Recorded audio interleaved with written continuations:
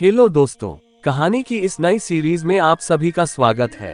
आज की इस कहानी का नाम है जादुई सिलाई मशीन। यह एक मॉरल स्टोरी इन हिंदी है। अगर आपको हिंदी कहानी, मैजिकल स्टोरी इन हिंदी या मजेदार हिंदी कहानियां सुनने शौक है तो इस कहानी को पूरा जरूर सुने।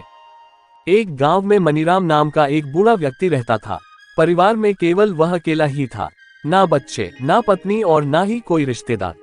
पेट पालने के लिए वह अपने मालिक के यहाँ कपड़े बनाने का काम करता था, जिसके बदले में उसे थोड़ा बहुत धन मिलता था, जिसे वह अपने जीवन निर्वाह में खर्च कर लेता था।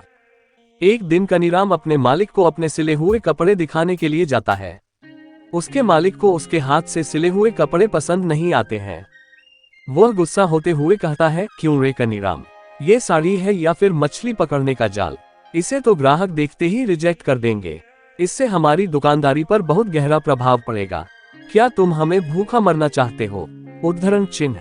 नहीं नहीं मालिक, बूढ़ा हूँ, नजर कमजोर हो चुकी है, कुछ सही से दिखाई नहीं देता।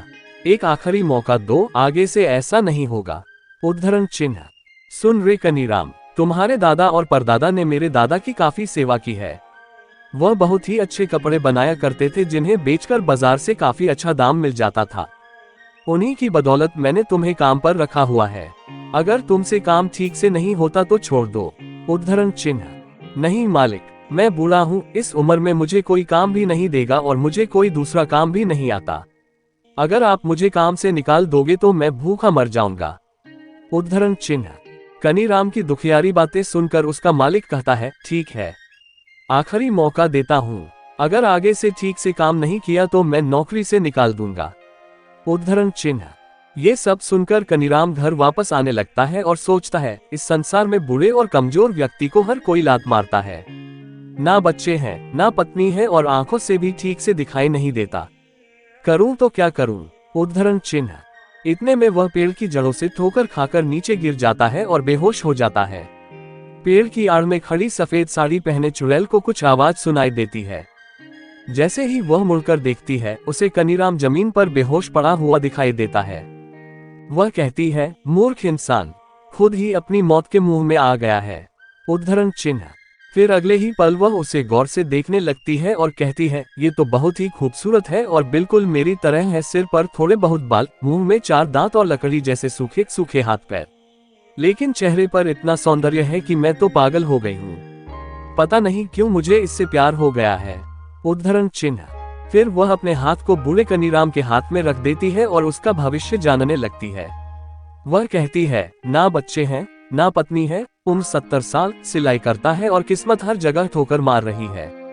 उद्धरण चिन्ह। अरे अरे, ये तो बहुत ही दुखी इंसान है। उद्धरण चिन्ह। वह कनीराम को गोद में उठाती है और घर की तरफ उड़ने लगती है। अगली सुबह चुड़ैल एक सुंदर युवती का रूप धारण कर लेती है और उसके घर में एक नई सिलाई मशीन, 10 से 15 बहुत ही सुंदर दिखने वाली साड़ियां और कुछ कपड़े जादू से प्रकट कर देती है और खाने में दाल चावल और रोटियां बनाकर कनीराम के पास आती है। कनीराम उठता है और उठते ही पूछता है, तुम कौन हो और मैं यहाँ कैसे आया? उद्धरण चिन्ह। दरअसल आप अपने ही घर पर हो। आप मेरे घर के सामने बेहोश पड़े थे तो मैंने कुछ लोगों से कहकर आपको आपके घर छुड़वा दिया। उद्धरण चिन्ह। धन्यवाद, मैं आपके इस उपकार को कभी नहीं भूलूंगा। उद्धरण चिन्ह। धन्यवाद कैसा, मैं आपकी पड़ोसी हूँ और पड़ोसी ही पड़ोसी के काम आता है। उद्धरण चिन्ह। युवती खाना खाने को कहकर अपने घर जाने को कहती है। कनीराम उससे कहता है, बाहर बारिश हो रही है, ऐसी बारिश में तुम अपने घर कैसे जाओगी? उद्धरण चिन्ह। कोई नहीं, मुझे तो इन सब की आदत है, आप खाना खा लो, मैं चली जाऊंगी। उद्धरण चिन्ह। इतना कहकर वही युवती वहां से चली जाती है। बूढ़ा कनीराम उठकर सिलाई मशीन और वहां पर रखे नए कपड़ों को देखने लगता है और कहता है, काफी सुंदर कपड़े हैं, इन्हें देखकर तो मालिक खुश हो जाएंगे। उद्धरण चिन्ह। फिर कनीराम खाना खाकर सो जाता है और अगली सुबह अपने मालिक को सिले हुए कपड़े दिखाने के लिए जाता है। आ गए कनीराम, आज तो कोई अच्छा कपड़ा सिलकर लाए होगे या नहीं? देखो, अगर इस बार तुमने लापरवाही करी तो तुम अपने लिए कोई नई नौकरी ढूंढ लेना। उद्धरण चिन्ह। इतने में कनीराम अपने कपड़ों की पोटली खोल देता है। उसका मालिक एक एक कपड़े को उठाकर देखने लगता है और कहता है, अरे वाह, इतने सुंदर कपड़े, सच में तुमने तो कमाल कर दिया।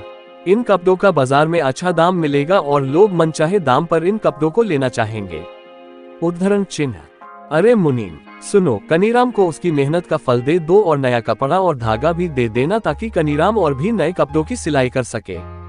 उद्धरण चिन्ह। ये सुनकर कनीराम काफी खुश होता है और कहता है, धन्यवाद मालिक, अब मैं और अच्छे से काम करूंगा, और पैसे लेकर वहां से चला जाता है। कनीराम के घर आते ही वह देखता है कि दरवाजा खुला हुआ है। वह आवाज लगाता है, कौन है अंदर? उद्धरण चिन्ह। तभी वह युवती आवाज देती है, मैं हूँ। उद्धरण चिन्ह। तुम अंदर कैसे गई? मैं तो बाहर से ताला लगाकर गया था। उद्धरण चिन्ह। ताला ही तो लगा कर गए थे, चाबी तो घुमाना भूल ही गए। उद्धरण चिन्ह। चतुराई से बातें घुमाकर युवती ने कहा, मैंने तुम्हारे लिए दोपहर का खाना बना रही हूँ, पहले खाना खा लेना, उसके बाद ही काम पर लगना। उद्धरण चिन्ह। देखो, तुम मेरा इतना ध्यान मत रखो, मेरा कोई नहीं है और तुम मेरे लिए इतना परेशान क्यों हो रही हो? उद्धरण चिन्ह। कुछ देर बाद कनीराम कहता है, देखो भाग्यवान, मैं तुम्हारे लिए क्या लेकर आया हूँ। उद्धरण चिन्ह। ये सुनकर भाग्यवती अचानक से बोलती है, क्या कहा अभी अभी आपने? उद्धरण चिन्ह। अरे कुछ नहीं, तुम गलत मत समझना। उद्धरण चिन्ह। युवती खाना पका रही होती है और कहती है, अरे नहीं कोई बात नहीं। उद्धरण चिन्ह। देखो, तुम इतना मन लगाकर मेरा काम कर रही हो और इतना ध्यान रख रही हो, तुम्हारा भी इस दुनिया में कोई नहीं है और मैं भी अकेला ही हूँ, क्यों ना हम दोनों शादी कर ले? उद्धरण चिन्ह। ये सुनकर युवती खुश हो जाती है और कहती है, हाँ मैं सहमत हूँ, लेकिन मैं अपना चेहरा तुम्हें नहीं दिखा सकती क्योंकि मैं देखने में बिल्कुल भी सुंदर नहीं हूँ। उद्धरण चिन्ह। इस बुढ़ापे में देह सौंदर्य का क्या फायदा? हमें एक दूसरे के साथ की जरूरत है, वही हमारे लिए काफी है। लेकिन फिर भी तुम इस तरह चेहरा ढककर कब तक रहोगी? तुम इसे खोल सकती हो। उद्धरण चिन्ह। नहीं। उद्धरण चिन्ह। इतने में कनीराम अपने हाथों से उसका घूंघट उठा देता है। घूंघट उठाते ही वह युवती चुड़ैल के रूप में आ जाती है और भयानक एवं डरावनी आवाज के साथ हंसने लगती है। ये देखकर कनीराम बुरी तरह डर जाता है और दबे पांव वहां से गांव की ओर भागने लगता है। लेकिन चुड़ैल का कनीराम को डराने का कोई मकसद नहीं था। वह उसे रोकती हुई कहती है, सुनो, कहाँ जा रहे हो? मैंने तुम्हारी इतनी मदद करी है। मैंने तो पहले ही कहा था, मैं देखने में बिल्कुल भी सुंदर नहीं हूँ। मुझे अकेला छोड़कर मत जाओ, दुष्ट इंसान। मैंने तुम्हारे लिए कितना कुछ किया।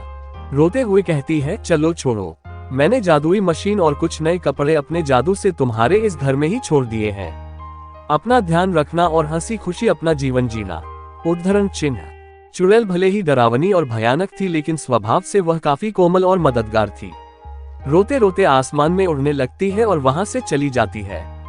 इस कहानी से आपने क्या सीखा? नीचे कमेंट में हमें जरूर बताएं और हमारे चैनल को सब्सक्राइब करना ना भूले। वीडियो को लाइक करें, शेयर करें। धन्यवाद। हेलो दोस्तों, मैं हूं आपका अपना दोस्त सुनील। यहाँ मैं कुछ अनोखी कहानियों के साथ आपका मनोरंजन करूंगा। अगर आपको हमारी हिंदी स्टोरी पसंद आए तो हमें सपोर्ट करें और अपना प्यार बनाए रखें।